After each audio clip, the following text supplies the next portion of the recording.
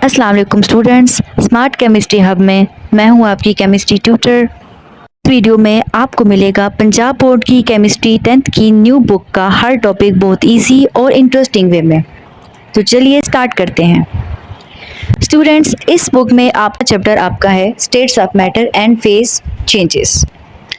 Students, states of matter and phase changes chapter start करने से पहले हम थोड़ा सा इसका बैकग्राउंड देख लेते हैं। स्टूडेंट्स, मैटर कोई भी चीज़ जो जगह गिरती है, जिसका वजन होता है, जिसकी कोई शक्ल होती है, वो चीज़ होती है मैटर। और फेज चेंजेस क्या है? स्टूडेंट्स, फेज चेंजेस जैसे वाटर है, वाटर आप आइस में चेंज करते हो, उसको मेल्ट भी करते हो, उसको वेपराइज भी करते हो।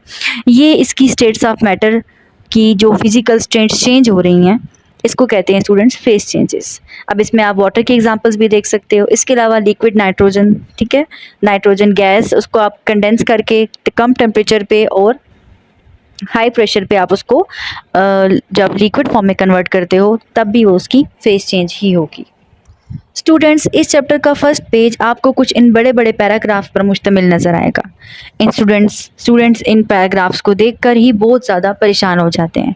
आपकी परेशानी को दूर करने के लिए मैंने आपके लिए नोट्स बहुत इजी और हेल्पफुल वे में प्रोवाइड किए हैं आपको। आप उन नोट्स के थ्रू याद करें, आपको बहुत ईजीली याद हो जाएगा। स्टूडेंट्स, आपको इन पैराग्राफ्स को देखकर परेशान होने की बिल्कुल भी ज़रूरत नहीं है, क्योंकि मैंने आपके लिए जो नोट्स तैयार किए हैं उन नोट्स में आपको इन सब पैराग्राफ्स का निचोड़ नज़र आएगा। इस पैराग्राफ्स में के सब इम्पोर्टेंट पॉइंट्स और हर एक एक चीज़ आपको उन नोट्स के अंदर मिलेगी। आप उन नोट्स को एज इट इज़ एग्ज़ाम के अंदर लिख सकते हैं। इंशाल्लाह वो आपको बहुत हेल्प आउट करेंगे। तो चलिए स्टूडेंट्स स्टार्ट करते हैं। सबसे पहले states of matter. Students, there are 4 states of matter: solid, liquid, gas and plasma. Plasma एक नई स्टेट है, इसको अभी कवर हुआ इतना ज़्यादा टाइम नहीं हुआ। इसको हम इस चैप्टर में अभी स्टार्ट में पढ़ेंगे भी नहीं, इसको हम एट द एंड पढ़ेंगे। अभी सबसे पहले हम काइनेटिक पार्टिकल थ्योरी से स्टार्ट करते हैं। स्टूडेंट्स, सबसे पहले हम काइनेटिक पार्टिकल थ्योरी के बारे में समझेंगे। काइनेटिक का जो वर्ड आया है वो वर्ड आया है स्टूडेंट्स मूवमेंट से। काइनेटिक का वर्ड का मतलब होता है स्टूडेंट्स मूवमेंट। अब ये पार्टिकल थ्योरी के साथ क्यों रिलेट हो रही है? स्टूडेंट्स, अभी हमने ऊपर देखा states of matter, solid, liquid और गैसेस को। स्टूडेंट्स, ये तीनों स्टेट्स ही पार्टिकल्स पर मुश्तमिल होती हैं। अब ये पार्टिकल्स मॉलिक्यूल्स भी हो सकते हैं, एटम्स भी हो सकते हैं। लिक्विड और गैस के जो पार्टिकल्स होते हैं, अब वो पार्टिकल्स मॉलिक्यूल्स भी हो सकते हैं या एटम्स भी हो सकते हैं। इनके अंदर बहुत ज़्यादा रैंडम मोशन होती है। अब ये रैंडम मोशन क्या है? स्टूडेंट्स, हमें पता है कि गैस और लिक्विड के जो पार्टिकल्स होते हैं उनके बीच में स्पेसिंग ज़्यादा होती है, फासला ज़्यादा होता है, डिस्टेंस ज़्यादा होता है। अब अगर आप देखें तो ये मैं गैस के मॉलिक्यूल्स बना रही हूँ, इनके बीच में आप देख सकते हो कि डिस्टेंस ज़्यादा है। अगर यही मैं आपको लिक्विड्स के पार्टिकल्स बनाकर दिखाऊं तो लिक्विड के पार्टिकल भी डिस्टेंस ज़्यादा होता है उनके अंदर, लेकिन इतना ज़्यादा नहीं होता जितना गैस के अंदर होता है, गैस के पार्टिकल्स के अंदर। सो लिक्विड और गैस के पार्टिकल दोनों ही डिस्टेंस वाइज अगर हम देखें तो बहुत ज़्यादा डिस्टेंस होता है। तो आपको पता है कि कोई भी चीज़ जिसके दरमियान में डिस्टेंस ज़्यादा हो, जैसे मैं आपको मिसाल के साथ समझाती हूँ। एक स्टूडेंट्स का आप ग्रुप बनाओ, उन स्टूडेंट्स को आप बहुत ज़्यादा जोड़ कर एक दूसरे के साथ खड़ा करो, जोड़ कर एक दूसरे के साथ खड़ा करो, तो आप देखोगे वो स्टूडेंट्स इजीली मूव नहीं कर सकते। लेकिन जैसे ही आप उन स्टूडेंट्स को थोड़ा थोड़ा खुला करके, ठीक है, उनके बीच में थोड़ा थोड़ा फासला देकर अगर आप उनको खड़ा करते हो और फिर आप अगर उनको कहते हो कि अब लेफ्ट करो मूव, राइट करो मूव, या जंप करो, या इधर जाओ या उधर जाओ, तो वो इजीली जो है वो मूव कर सकते हैं। तो स्टूडेंट्स, पार्टिकल्स का भी यही हिसाब है कि आप पार्टिकल्स को भी जब वो क्लोज होते हैं बहुत ज़्यादा आपस में, डिस्टेंस कम होता है, तो पार्टिकल्स इतना ज़्यादा रैंडम मूव नहीं करते अप डाउन राइट लेफ्ट। लेकिन जब उनके बीच में डिस्टेंस ज़्यादा होता है तो आपको वो ज़्यादा रैंडम मोशन में नजर। स्टूडेंट्स, पार्टिकल थ्योरी भी यही कहती है कि particle always in random motion, ठीक है। अब देखिए, पार्टिकल थ्योरी का जो फर्स्ट एजम्पशन है वो गैस से स्टार्ट हो रहा है। वाई गैस से क्यों स्टार्ट हो रहा है? क्योंकि आपको पता है कि गैस के पार्टिकल्स में डिस्टेंस सबसे ज़्यादा होता है, तो डिस्टेंस सबसे ज़्यादा होता है गैस के पार्टिकल में, तो मोशन भी तो सबसे ज़्यादा उसी के अंदर होगी, ठीक है। तो सबसे ज़्यादा मोशन से हमारा पॉइंट स्टार्ट हो रहा है कि the idea of randomly movement particle led to the formulation of kinetic particle theory for gases. कि गैसेस से ही असल में काइनेटिक पार्टिकल थ्योरी का जो है वो आगाज़ हुआ कि जो गैस के पार्टिकल्स होते हैं वो इतने ज़्यादा आपस में दूर दूर होते हैं डिस्टेंस वाइज कि उनके बीच में हर टाइम बहुत ज़्यादा रैंडम मोशन हो रही होती है। सेकेंड पॉइंट है कि kinetic particle theory explains all the laws governing the behaviour of gas. इसका क्या मतलब है?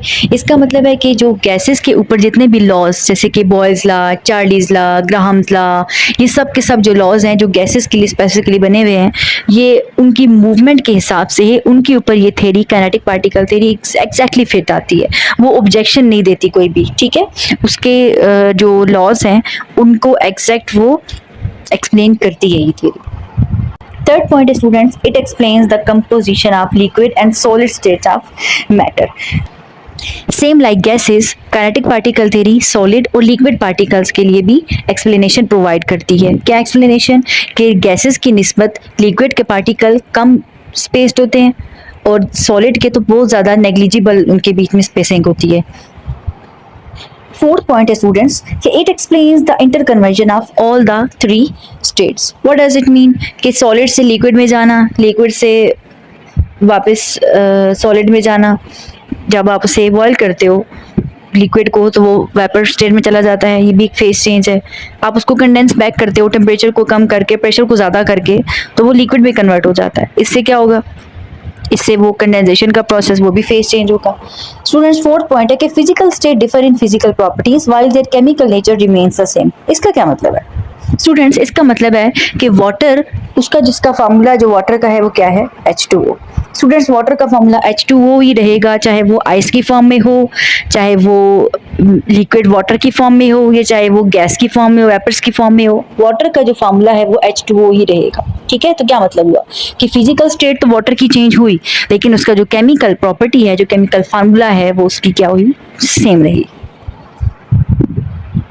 इसको एग्जांपल से भी आप देख सकते हो। वाटर की ही एग्जांपल जो मैंने आपको बताई है, आप उससे इसको समझ सकते हो कि water remains chemically the same compound in all the three physical states. उसके बाद है students kinetic particle theory of gases. अब हम ने पहले काइनेटिक पार्टिकल थ्योरी को जनरल डिस्कशन की उस पे, अब हम one by one gases, liquids और देन सॉलिड्स के लिए हम इसको डिस्कस करेंगे। अब kinetic particle theory of gases में अगर आप देखो तो हमें पता है कि गैसेस के पार्टिकल्स के बीच में मोशन बहुत ज़्यादा होती है। तो फर्स्ट पॉइंट बिल्कुल टोटली इसके मोशन को ये एक्सप्लेन कर रहा है कि gases are composed of particles in a continuous motion, random motion in all possible direction. वो लेफ्ट भी जाएंगे, वो राइट भी जाएंगे, वो हर तरफ मूव करता हुआ आपको पार्टिकल नजर आएगा, ठीक है। वाई? क्योंकि जितनी ज्यादा स्पेसिंग उतनी ज्यादा मूवमेंट। सेकेंड पॉइंट है students, the pressure exerted by a gas is due to the collision of its particles with the walls of the container. इसका क्या मतलब है स्टूडेंट्स? कि आप देखें, आप किसी भी सिलेंडर के अंदर अगर आप गैस को रखते हो, ठीक है, उस गैस के जो पार्टिकल्स हैं वो आपस में कोलाइड करेंगे, ठीक है। आपस में कोलाइड करने का क्या मतलब है? कि आपस में वो टकराएंगे। इसके अलावा वो जिस सिलेंडर के अंदर बंद है उस सिलेंडर के अंदर के साथ भी वो टकराएंगे, ठीक है। तो इस वजह से इनका जो अंदर का जो प्रेशर है वो बहुत ज़्यादा क्या हो जाता है? इंक्रीज हो जाता है। आपने कभी नोटिस किया होगा सिलेंडर का, जब आप नोजल ओपन करते हो, रेगुलेटर ओपन करते हो, तो बहुत प्रेशर से आपको गैस बाहर आती हुई नजर आएगी। वाई? क्योंकि उसके अंदर पार्टिकल्स ने प्रेशर अपना इंक्रीज किया हुआ है। प्रेशर कैसे इंक्रीज किया हुआ है? कोलिजन्स के थ्रू, और आपस में कोलिजन्स के थ्रू, और कंटेनर की वॉल्स ऑफ द कंटेनर के through. Collisions between gas particles do not involve any loss or gain of energy due to friction. Gain loss of energy बिल्कुल भी नहीं होगी इन collisions में, just energy convert होगी into heat energy, ठीक है। The attractive forces between gas particles are negligible. Attractive forces जो हैं between gas particles वो negligible हैं। इसका क्या मतलब है? कि गैस के जो particles हैं वो इतने दूर दूर होते हैं कि उनके बीच का जो फासला होता है वो इतना ज़्यादा होता है कि वो एक दूसरे को अट्रैक्ट ही नहीं कर पाते। दैट्स व्हाई हम कह सकते हैं, हम कहते हैं कि जो गैस के पार्टिकल्स हैं उनके बीच में अट्रैक्टिव फोर्सेस, एक दूसरे को पार्टिकल्स को खींचने की जो ताकत है वो नेग्लिजिबल, ना होने के बराबर है। Gas particles are widely apart at low pressure. इसका क्या मतलब है स्टूडेंट्स? गैस के पार्टिकल्स इतने ज़्यादा हाईली स्पेस्ड होते हैं कि आप उनको जितनी ज़्यादा जगह दोगे वो उतने ही ज़्यादा फैलते रहेंगे। अगर आप गैस के पार्टिकल्स को कंप्रेस करते हो, दबाते हो, तो उनके बीच का जो डिस्टेंस है वो कम हो जाएगा, वो क्लोज आ जाएंगे, ठीक है। तो इसका मतलब है कि प्रेशर के इंक्रीज होने की वजह से उनका जो वॉल्यूम है वो क्या हो जाएगा? कम हो जाएगा, ठीक है। तो हम कह सकते हैं कि प्रेशर का इन्वर्सली रिलेशनशिप है किसके साथ? वॉल्यूम के साथ। गैसेस के लिए बात हो रही है, ठीक है, ये चीज लिक्विड पे अप्लाई बिल्कुल भी नहीं होगी, सॉलिड पे अप्लाई बिल्कुल भी नहीं होगी, ये चीज गैस पे अप्लाई होगी। प्रेशर जितना ज्यादा आप गैस पे लगाओगे, उसके पार्टिकल्स दूर होने की वजह से वो क्लोज आएंगे, क्लोज आने की वजह से उनके बीच के जो इंटर मॉलिक्यूलर जो डिस्टेंस है वो कम हो जाएगा, इंटर पार्टिकल डिस्टेंस कम हो जाएगा, उसकी वजह से उनके अंदर अट्रैक्टिव फोर्सेस भी डेवलप हो जाएंगी। ठीक है, उस वक्त फॉर टाइम बीइंग। लेकिन जब आप उनका प्रेशर कम करोगे तो उन्होंने वापस जो है वो अपनी हालत में आ जाना है, और जितना ज़्यादा प्रेशर कम करते जाओगे उतनी ही ज़्यादा उनके बीच का डिस्टेंस इंक्रीज होता रहेगा। जो एवरेज काइनेटिक एनर्जी है, जो मोशन है उनकी, वो डायरेक्टली डिपेंडेंट है किस पे? टेम्परेचर पे, ऑन केल्विन स्केल। अब ये केल्विन स्केल क्या है स्टूडेंट्स? केल्विन स्केल एक साइंटिस्ट थे केल्विन, उन्होंने ये स्केल दिया था, और वहां पर अगर आप देखो तो 0 केल्विन इक्वल होता है सेल्सियस पे अगर आप देखो तो 273 डिग्री सेंटीग्रेड इक्वल होता है किसके? 0 केल्विन के। तो अगर आपको कोई कहे कि 0 केल्विन किसके इक्वल है तो आप कह सकते हो कि 273 डिग्री सेंटीग्रेड के इक्वल है। ओके स्टूडेंट्स, तो टेम्परेचर की बात हो रही है, स्केल डिफरेंट है केल्विन सेल्सियस, लेकिन बात टेम्परेचर की ही हो रही है कि जितना ज़्यादा आप टेम्परेचर इंक्रीज करोगे, डायरेक्टली प्रोपोर्शनल है एवरेज काइनेटिक एनर्जी के साथ पार्टिकल्स की मूवमेंट, तो जितनी ज़्यादा काइनेटिक एनर्जी, जितना ज़्यादा टेम्परेचर उतनी ही ज़्यादा उनकी काइनेटिक एनर्जी भी इंक्रीज होगी। ठीक है स्टूडेंट्स, मैं इसको आपको ऐसे समझाती हूँ। स्टूडेंट्स, आपने नोटिस किया होगा कि बहुत ज़्यादा गर्म जगह पे अगर आप सिलेंडर रखते हो, बहुत ज़्यादा गर्मी में या अगर आप बाहर से हीट देते हो सिलेंडर को, तो सिलेंडर फट जाएगा। उसकी वजह कि जैसे ही आपने बाहर से उसको टेम्परेचर ज़्यादा दिया, अंदर के जो गैस के मॉलिक्यूल्स थे उनके अंदर का प्रेशर क्या हुआ? इंक्रीज हुआ। प्रेशर के इंक्रीज होने की वजह से उनके अंदर जो मूवमेंट थी, जो कलेयंस थी, वो ज़्यादा हो गई, उनकी वजह से वो सिलेंडर क्या हो गया? प्रेशर इंक्रीज होने की वजह से सिलेंडर फट गया। इस वजह से हम कह सकते हैं कि टेम्परेचर इंक्रीज होने की वजह से काइनेटिक एनर्जी भी इंक्रीज होगी। अब ज़रूरी नहीं कि सिलेंडर फटेगा ही, बहुत ज़्यादा टेम्परेचर हाई होने से फटता है, इतना नहीं कि आप कम टेम्परेचर दोगे तब भी फट जाएगा सिलेंडर, ऐसी बात नहीं है। लेकिन आपके बात सिर्फ ये पता होनी चाहिए आपको चीज़ कि गैसेस के जो काइनेटिक एनर्जी है, जो उनके अंदर हरकत है, जो रैंडम मोशन है उनके अंदर, वो इंक्रीज हो जाती है अगर आप उसको टेम्परेचर ज़्यादा देते हो। कभी आपने नोटिस किया होगा एयर बलून को, एयर बलून के नीचे एक फ्लेम लगाया हुआ होता है, उस फ्लेम, उस आग का जो शोला लगाया हुआ होता है, वो शोला ही असल में वो एक्सपेंड कर रहा होता है गैस को ऊपर, तो वो गैस का जो बलून है वो आपको ऊपर हवा में जाता हुआ नजर आता है। इसके अलावा स्टूडेंट लास्ट इसका पॉइंट है कि average kinetic energy is the same for all the gases at the same temperature.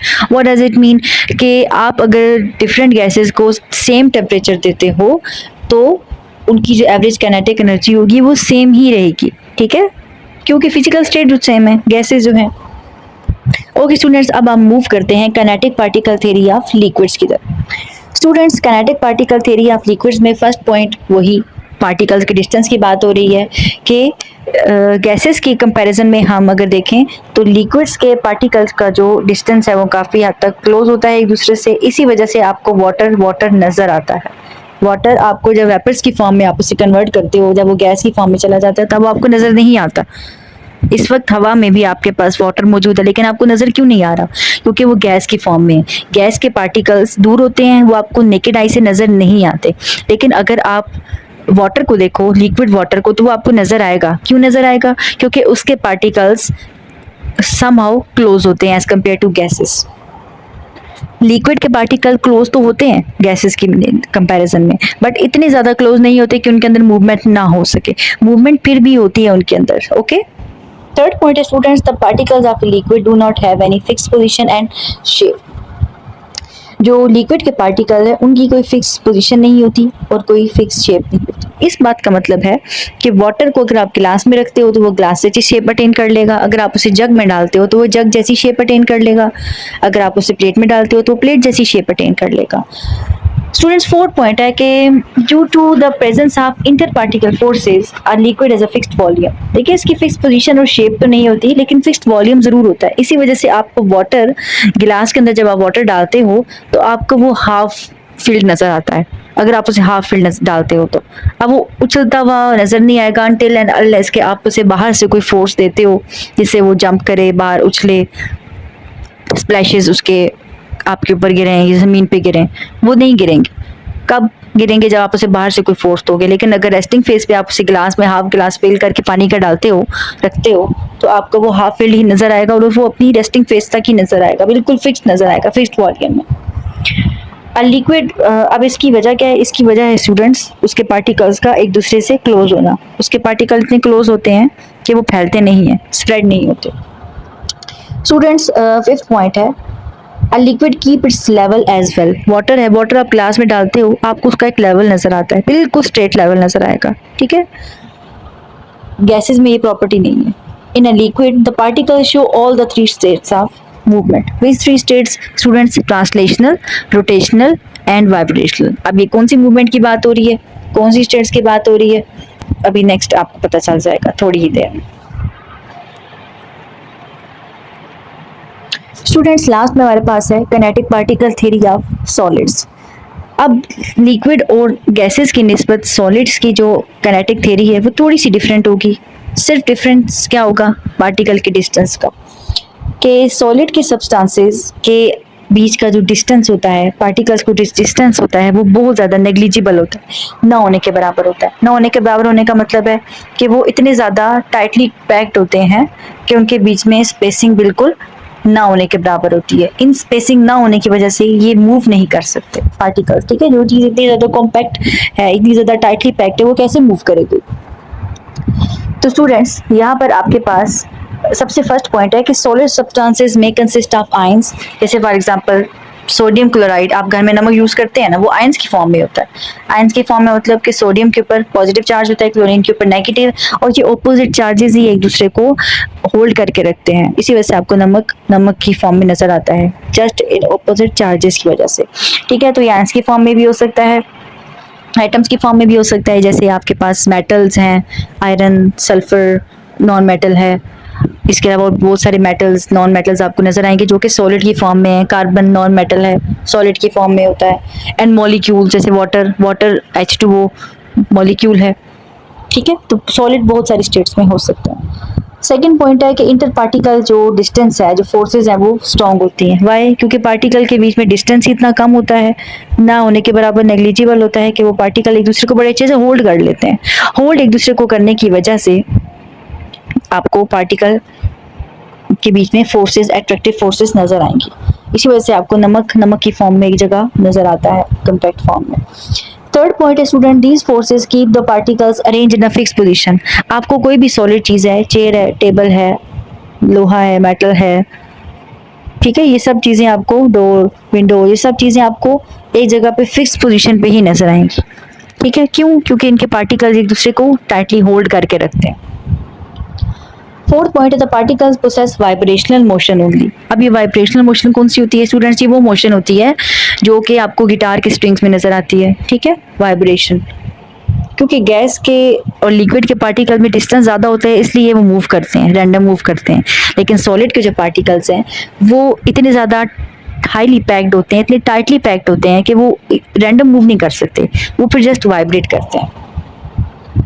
These restricted movements force solid substances to have a fix shape, ठीक है। इसी वजह से सॉलिड के टाइटली, पार्टिकल का टाइटली पैक होने की वजह से ये वो आपको फिक्स्ड शेप में नजर आएंगे। लास्ट पॉइंट है students, solid substances have a fixed volume. जो सॉलिड सब्सटेंसेस होते हैं स्टूडेंट्स, उनका फिक्स्ड वॉल्यूम होता है, वो आपको एक ही जगह पर पड़े हुए नजर आते हैं, वो आपको स्प्रेड होते हुए, फैलते हुए नजर नहीं आएंगे। सॉलिड सॉलिड रहता है, ठीक है। चेयर है, चेयर चेयर की फॉर्म में ही रहेगी, आपको वो चेयर फैलती हुई नजर नहीं आएगी, ठीक है, अपना उसका वॉल्यूम फिक्स होता है। स्टूडेंट्स, लास्ट टॉपिक है आज का, इंटरनल एनर्जी। अगर आप इंटरनल एनर्जी को थोड़ा सा डीप देखो तो kinetic energy plus potential energy, इन दोनों को अगर आप कंबाइन करते हो, जमा करते हो, तो आपके पास इंटरनल एनर्जी बनती है। स्टूडेंट्स, इंटरनल एनर्जी किसी भी चीज़, किसी भी मैटर के अंदर जो एनर्जी प्रेजेंट है, टोटल एनर्जी, उस एनर्जी को कहते हैं इंटरनल एनर्जी। आपको मैं एक एग्जांपल देती हूँ। जैसे आप कार है, एक कार है, वो मूव करती है। अब वो जब मूव कर रही है, वो उसके अंदर काइनेटिक एनर्जी है जिसकी वजह से वो मूव कर रही है। जब वो कार मूव नहीं कर रही थी, जब वो रेस्टिंग पोजीशन पे थी, उस रेस्टिंग पोजीशन पे उसके अंदर पोटेंशियल एनर्जी थी। पोटेंशियल एनर्जी कौन सी एनर्जी होती है? ये वो एनर्जी होती है कि किसी चीज़ के अंदर कितनी एनर्जी है, कितनी पोटेंशियल है काम करने की। वो जो पोटेंशियल होता है वो उसकी पोटेंशियल एनर्जी होती है, और जब वो कार मूव करती है तो वो काइनेटिक एनर्जी होती है, और इन दोनों का जो टोटल होता है वो क्या होता है, internal energy. The internal energy of a substance is the total energy it contains. It includes kinetic energy of its molecule particles. It includes potential energy due to the bonding between them. अब क्योंकि हम chemistry को study कर रहे हैं, हम physics तो study नहीं कर रहे, इस वजह से हम थोड़ा सा डीप देखेंगे कि केमिस्ट्री के अंदर हम मॉलिक्यूल्स और एटम्स को डिस्कस करेंगे। तो एटम्स जब आपस में बॉन्ड बनाते हैं तो उनके बॉन्ड के अंदर जो एनर्जी होती है, जो एनर्जी स्टोर होती है, वो एनर्जी स्टूडेंट्स होती है पोटेंशियल एनर्जी। जैसे मैं आपको एग्जांपल दूं वाटर की, वाटर का फॉर्मूला है H2O। अब इसके पास जो बॉन्ड्स, ये वाला बॉन्ड है, ये वाला बॉन्ड है, ये जो बॉन्ड्स हैं, इन बॉन्ड्स के अंदर फिक्स्ड एनर्जी स्टोर हुई हुई है। वो जो एनर्जी स्टोर हुई हुई है स्टूडेंट्स, वो उसकी कौन सी एनर्जी है, पोटेंशियल एनर्जी है। Okay, heat increases the internal energy of A system. Students, जब भी आप किसी चीज़ को बाहर से हीट देते हो तो उसके अंदर के जो बॉन्ड्स हैं वो टूटते हैं, उनमें से फिर क्या रिलीज होती है, एनर्जी रिलीज होती है in the form of heat. उस हीट एनर्जी के रिलीज होने की वजह से उस सिस्टम के अंदर जो पार्टिकल मैटर के अंदर की जो हीट है वो क्या हो जाती है, इंटरनल इंक्रीज हो जाती है, जिससे इंटरनल एनर्जी क्या हो जाती है, इंक्रीज हो जाती है। जैसे आपको मैं एग्जांपल देती हूँ लकड़ी की। आप लकड़ी को आग लगाते हो, ठीक है, उसको आग लगाने से पहले आपको नहीं पता था कि उसके अंदर कितनी हीट उसमें से रिलीज होगी। उस लकड़ी को आपने आग लगाई, ठीक है, उसके अंदर के पार्टिकल्स के जो बॉन्ड्स थे वो बॉन्ड्स टूटे, एनर्जी रिलीज हुई in the form of heat, और आपको हीट फील हुई। ठीक है, तो किसी भी मैटर के अंदर जो एनर्जी प्रेजेंट है वो पोटेंशियल एनर्जी है। जब वो चीज़ मूव करती है तो उसके अंदर आपको काइनेटिक एनर्जी नजर आती है। स्टूडेंट्स, इसके अलावा यहाँ पर आपके पास एक साइड बॉक्स है थिंग्स टू नो में। Molecules present in the gas and liquid show all the three types of movements simultaneously, namely translational, rotational and vibrational. Students, अब ये तीनों कौन सी motions हैं, कौन सी movements हैं? Students, सबसे पहले हम translation को देख लेते हैं। देखिए स्टूडेंट्स, पार्टिकल्स हैं, ठीक है, ये लिक्विड के पार्टिकल हैं या गैस के पार्टिकल हैं या किसी भी के पार्टिकल हैं, ठीक है, किसी भी फिजिकल स्टेट के। अब ये मूव कर रहा है पार्टिकल, ठीक है, राइट की तरफ मूव कर रहा है, ये डाउनवर्ड मूव कर रहा है। ये जो मूवमेंट है स्टूडेंट्स, ये जो इसने मूव किया, इसके अंदर कौन सी मूवमेंट आई, ट्रांसलेशनल। इस चलने वाली मूवमेंट को, ठीक है, जो इसने डिस्टेंस ट्रेवल किया, इस डिस्टेंस को कहते हैं translational movement. Next is rotational. Students, कोई भी चीज़ जो अपने ही एक्सिस के अराउंड मूव करती है, जैसे फैन है, फैन अपने ही एक्सिस के अराउंड मूव कर रहा है, उसके जो पर हैं, फैन के पंखे के जो पर होते हैं वो अपने ही एक्सिस के अराउंड रोटेट कर रहे होते हैं ना, तो ये रोटेशनल मूवमेंट है। लास्ट में स्टूडेंट वाइब्रेशनल। वाइब्रेशनल मोशन होती है सॉलिड्स के अंदर, और सॉलिड्स के अंदर होती ही सिर्फ वाइब्रेशनल मोशन है। सॉलिड्स के अंदर जो रोटेशनल और ट्रांसलेशन नहीं हो सकती क्योंकि उनकी स्पेसिंग इतनी नहीं होती। वाइब्रेशनल होती है सॉलिड्स के अंदर, जिसकी वजह से आपको सॉलिड के पार्टिकल सिर्फ वाइब्रेट होते हुए नजर आएंगे। सॉलिड के पार्टिकल सिर्फ और सिर्फ वाइब्रेट होते हैं, उनके अंदर सिर्फ और सिर्फ वाइब्रेशनल मोशन होती है। लेकिन गैसेस और लिक्विड्स के अंदर ये तीनों मूवमेंट्स ही पाई जाती हैं, ट्रांसलेशनल भी, रोटेशनल भी एंड वाइब्रेशनल। स्टूडेंट्स, इस टॉपिक में लास्ट में आपके पास क्विक चेक क्वेश्चंस हैं। तो व्हाट इज ट्रांसलेशनल मोशन? बहुत इजी क्वेश्चंस हैं। अभी आपको मैंने बताया कि कोई भी पार्टिकल जो मूव करता है, जो डिस्टेंस ट्रेवल करता है, वो उसकी कौन सी मूवमेंट होती है, ट्रांसलेशनल मोशन। ट्रांसलेशन मूवमेंट या translational motion is the movement of a particle or object from one place to another in a straight or curved path. अब ये कर्व्ड पाथ कौन सा है, ठीक है, वो स्ट्रेट भी मूव कर सकता है पार्टिकल, वो यूं कर्व की फॉर्म में भी मूव कर सकता है, ठीक है। तो स्टूडेंट्स, ये जो आपके पास मूवमेंट होती है ये होती है ट्रांसलेशनल। जैसे a moving car show translational motion. Second question है स्टूडेंट्स के उसमें वो कहता है कि जो एवरेज काइनेटिक एनर्जी है जो गैसेस और लिक्विड्स की होती है वो सेम टेम्परेचर पे क्या सेम होगी? बिल्कुल सेम होगी, क्योंकि स्टूडेंट्स हमें पता है कि गैस और लिक्विड्स के पार्टिकल दोनों में ही स्पेसिंग ज़्यादा होती है। हमें पता है कि दोनों में ही स्पेसिंग ज़्यादा होती है, दोनों में ही स्पेस मौजूद है, डिस्टेंस होता है पार्टिकल्स के बीच में। तो जब आप दोनों को सेम टेम्परेचर दोगे तो इनके पार्टिकल्स सेम मूवमेंट ही शो करेंगे, तो इनके अंदर एवरेज काइनेटिक एनर्जी भी क्या होगी, सेम होगी। क्यों? क्योंकि temperature is directly related to the average kinetic energy. जितनी ज़्यादा आप टेम्परेचर दोगे उतनी ही ज़्यादा एवरेज काइनेटिक एनर्जी भी इनकी पार्टिकल्स की इंक्रीज होगी। तो स्टूडेंट्स, इसी तरह आपको मेरी नई आने वाली वीडियोस भी टॉपिक वाइज नोट्स की फॉर्म में इंशाल्लाह मिलती रहेंगी। स्टूडेंट्स, अगर आपको मेरी वीडियो अच्छी लगी तो मेरे चैनल को लाइक, सब्सक्राइब और शेयर ज़रूर कर दीजिएगा।